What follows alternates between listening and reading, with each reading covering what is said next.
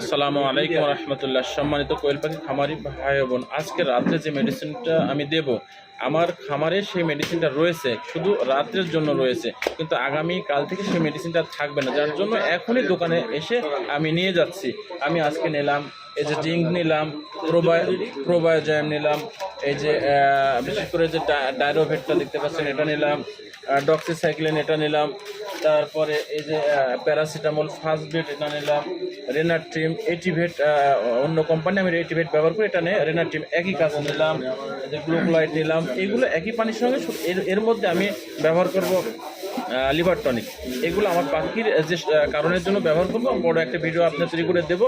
তবে যেহেতু যে জন্য ভিডিওটা করলাম, আপনাদের খামারে কোনো মেডিসিন থাকা অবস্থায় আপনার খামারে মেডিসিন রাখবেন, এতে আপনার পাখি সুস্থ ভালো থাকবে। যখন মনে করবেন যে আমার পাখির রোগ হয়েছে, পরে আমি নিয়ে আসবো, এতে আপনাদের ক্ষতি হবে। আসসালামু আলাইকুম।